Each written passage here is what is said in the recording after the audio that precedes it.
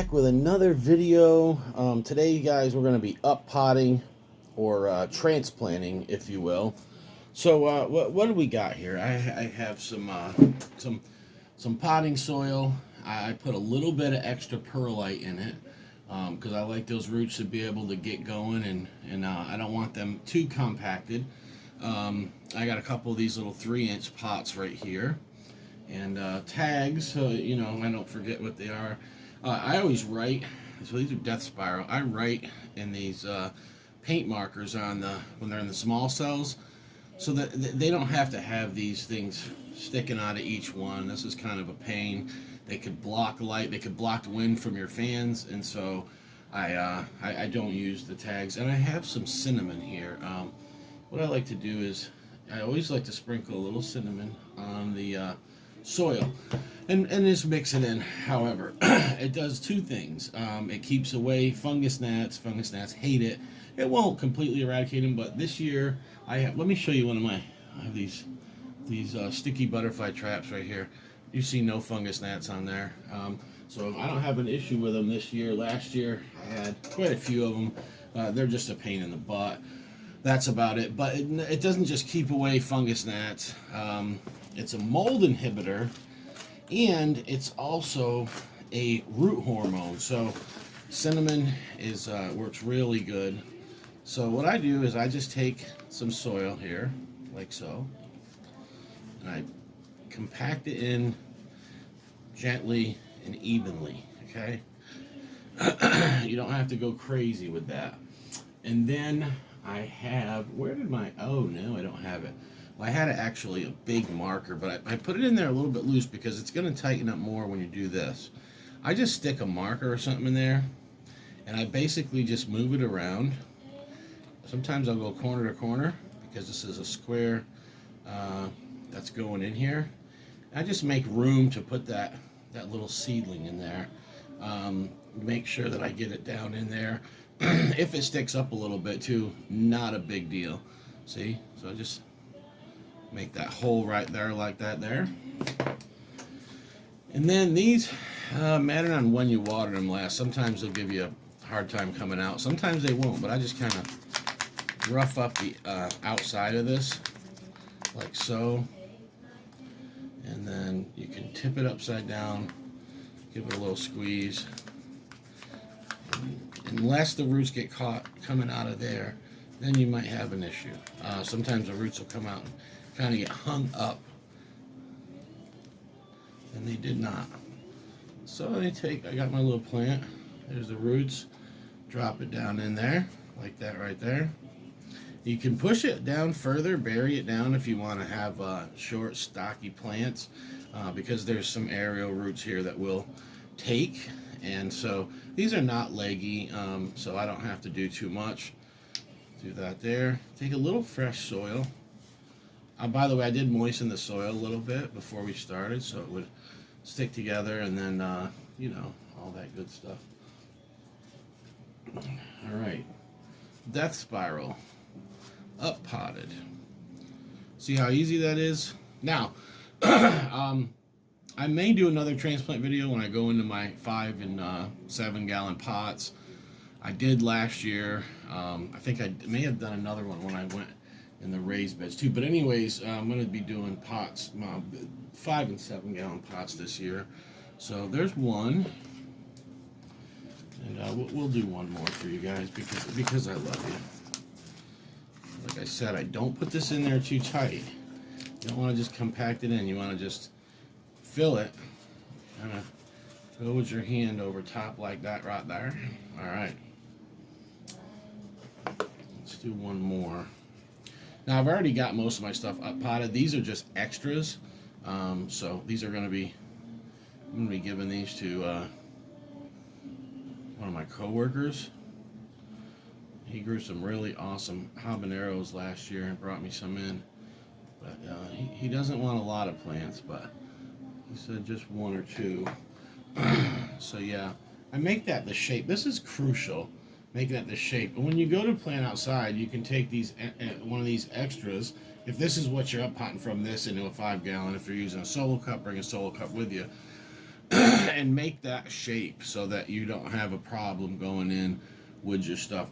Now, if you get something that's root bound, then of course you would want to, break your roots up a little bit. And I did do an instructional video on that last year. So if anybody wants to watch how to deal with root bound plants, just type in Uncle Bull Cow root bound and you will find that video. And it has helped quite a few people out. So we're hoping that it helps more. But yeah, that's I'm not going to have to do a video on that this year because I don't have anything that's root bound right now. I started later in the season, and that's that. All right, let's see if this bad boy will come out of there. And it did, no problems. The roots on this are still nice and thin. Ooh. All right, that soil came loose there, but you can see the roots are right here. I don't know where the camera is. Let's see if I stand up and look. You can see the roots. The root development's not crazy on these because I started so late, which is fine. And these have not had any rev or any nutrients or anything like that. They're just extras, and I don't have space to up pot all of them and harden them off and this, that, and the other thing. So what I will do, though, is I'll give these away, and I'll tell people if they're hardened off or not. Some of them, they're in the windowsill, so they're getting some UV rays, some sunlight right now, and I will take them outside a little bit here and there when I have time, but I don't have time to up pot and just go crazy with them. Yeah, and I always put so you see I just wrote DS for Death Spiral. Everything, luckily, none of the peppers have the same initials, so that allows me to push that thing right down there, okay? So it's below the leaves, so you're not getting that. You will see sometimes where if you have these corners are sharp and you get the wind going or something like that, they can puncture through your leaves, which is not too big of a deal. These plants are going to be pretty strong and pretty resilient. And so let me see if I have, I just knocked into that table like crazy. Give me 1 second, folks. Oh, I don't need that. Yeah, maybe, right? Yeah, maybe.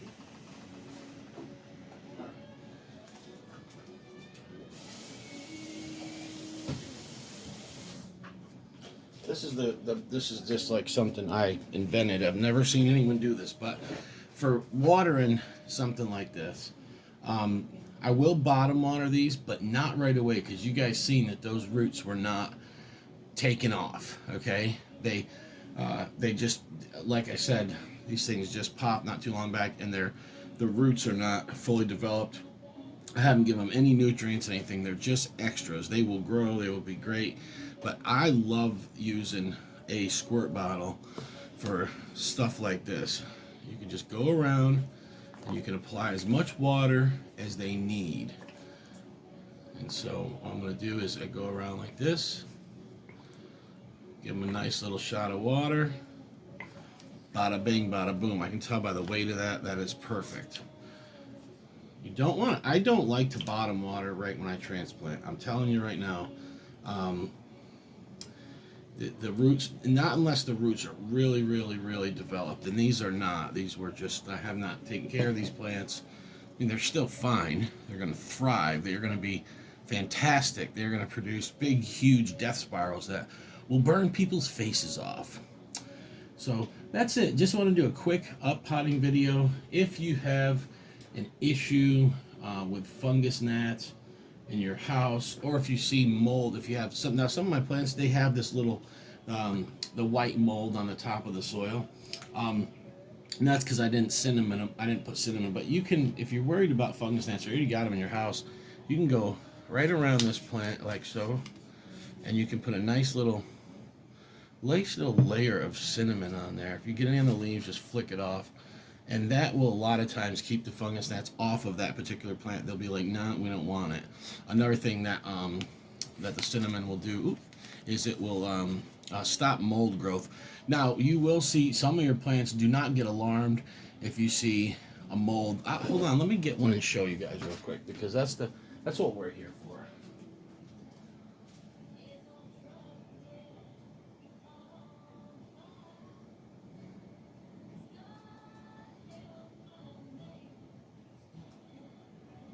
I'm trying to find one that's so hard to see.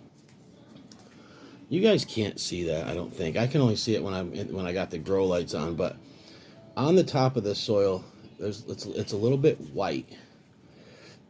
And it's very hard for you guys to see. Yeah, you can't see it on the camera, but this little white mold it's from the just the breakdown of the pine bark and everything that's in the soil. It's natural. It's not going to hurt the plant. So you get a lot of people, and here's the thing: if you got a bag of soil, you got something left over from last year. It's not moldy. It's cool, or it's been sealed or whatever. And then you see a couple of molding, but then another tray you see those starting to get mold. It's because those mold spores will actually move, especially when you having fans on them and stuff. But it's nothing to be concerned about.